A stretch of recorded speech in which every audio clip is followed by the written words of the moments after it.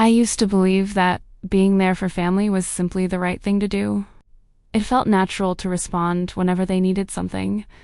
Saying yes never felt like a decision, just a habit. At first, it was always something small. A quick transfer, a short loan, something that sounded urgent at the time. I told myself it wouldn't happen often, but somehow, just once kept repeating itself. The requests didn't stop, they only changed form, and I kept finding reasons to agree. I thought it was a way of showing care. It felt like something I owed as a daughter and a sister. It gave me a quiet sense of purpose. Then one day I noticed something I hadn't before. It wasn't their home that felt strained. It was mine, and I didn't know when it started. I woke up earlier than usual that morning. There was a quiet comfort in preparing fried rice for Mira before school. Armand stood nearby, slowly stirring his coffee, like always. Mira sat quietly, focused on her drawing at the table. I packed her lunch while mentally listing what we needed at home. Everything felt ordinary, just as it should be. After they left, the house became quiet again.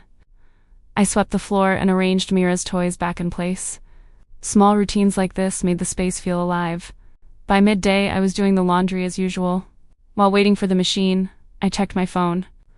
A message from my older sibling appeared. They said it was for something urgent. The amount wasn't much, nothing that felt heavy. Without thinking too long, I transferred it. I put the phone down and returned to folding clothes. It didn't feel like anything unusual. It had always been this way. In the afternoon, I picked Mira up from school. We bought small bread on the way home. Simple moments like that usually felt enough. But that day, something lingered quietly. It wasn't about the money itself. It was the thought that this wasn't the first time. That night, I opened my expense notes without much thought. It was just a routine check I had done many times before. But something about the numbers made me pause longer than usual. I started noticing small transfers scattered across the pages.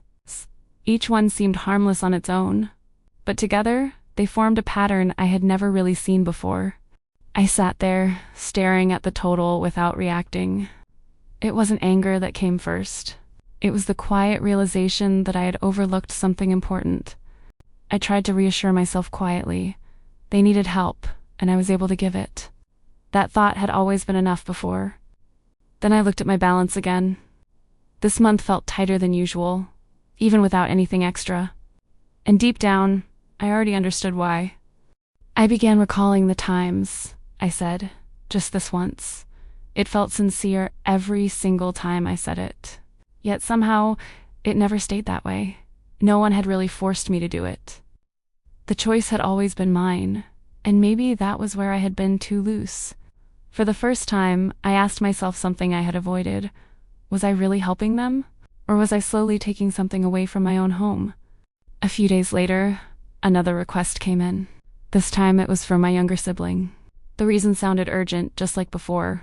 I stared at the message longer than I expected. My fingers hovered, unsure for a moment. Then, almost automatically, I sent the money. I told myself it would be the last time. The same sentence I've repeated more than I want to admit. It sounded less convincing now. That week, I quietly adjusted things at home. I held back on small purchases. I made sure everything still worked somehow. I didn't tell Armand about it. It felt like something I should handle on my own. I didn't want to add to his worries. The weight began to settle in, little by little. Not in my wallet, but in my thoughts. It stayed with me even in quiet moments. I noticed small changes in myself. I got tired more easily and spoke less. Even the house didn't feel as comforting as before. And then I realized something heavier. I had started taking from our own needs, just to keep meeting someone else's. That night, Mira asked for something simple. A new pair of shoes for her school event. It sounded small, but I knew it mattered to her. I opened my wallet slowly, counting what was left for the week, one bill at a time.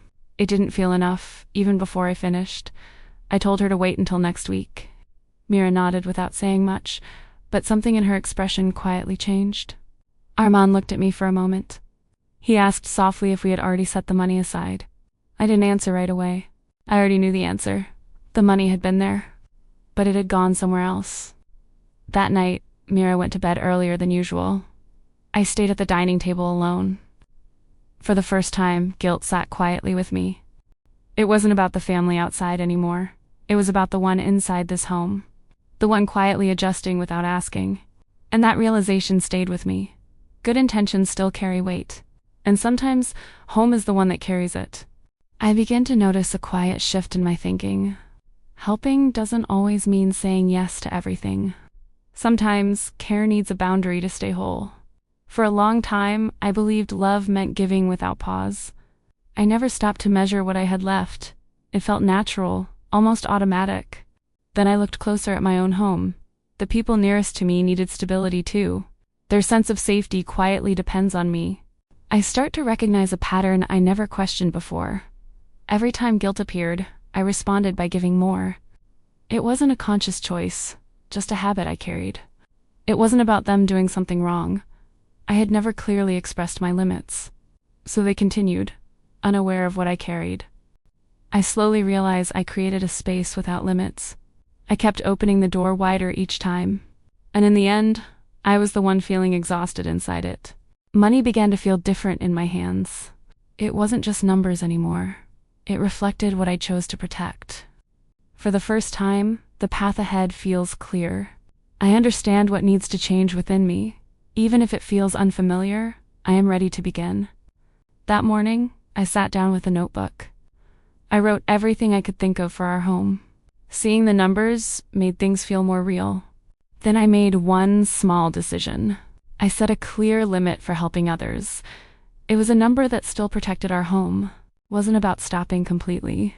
But it also wasn't endless anymore. Somehow that balance felt healthier. When another message came in, I noticed something different. I read it slowly this time. There was no rush inside me. I chose to answer honestly. I said, I couldn't help this month. Writing those words felt heavier than I expected. I worried about how they might see me. Maybe they would feel disappointed. But I pressed send anyway. After that, I put my phone away. I took a long breath without thinking too much. It felt unfamiliar, but lighter. For the first time, I chose my home first. It didn't feel selfish like I feared. It simply felt right. A few weeks passed, and I began to notice a shift. The numbers in my notebook made more sense now. It wasn't abundant, but it felt steady. When Mira needed something, I no longer felt that tight rush inside. There was already space prepared for moments like that. It felt quieter in my chest. Armand eventually understood what had been happening. Our conversations became simpler and more honest. We started defining what truly mattered. I still helped my family when I could. But now, I understood my limits. It came from care, not pressure. My relationship with them didn't fall apart. In fact, it felt lighter. Honesty created space that force never could. The house felt more secure now, not because we had more money, but because our decisions were clearer. I no longer felt pulled in two directions. There was no constant tension inside me. The boundaries made everything clearer. I realized boundaries are not distance. Sometimes they are a quieter form of love, one that allows everyone to stand with honesty. I didn't realize how far I'd stretched myself. It felt natural to keep saying yes, especially when family asked.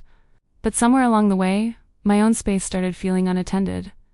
I always thought helping meant giving without limits. It felt like the right thing to do, no questions asked, until I noticed the quiet strain building inside my own home. Saying yes had become automatic for me. I rarely paused to ask if I had the capacity. Sometimes, a gentle not now would have been kinder to everyone. I started noticing where my money was going. It told a story I hadn't fully faced before. And somehow, my own family was getting what was left. I'm beginning to understand love a little differently now. It's not always about giving more. Sometimes, it's about protecting what's already mine.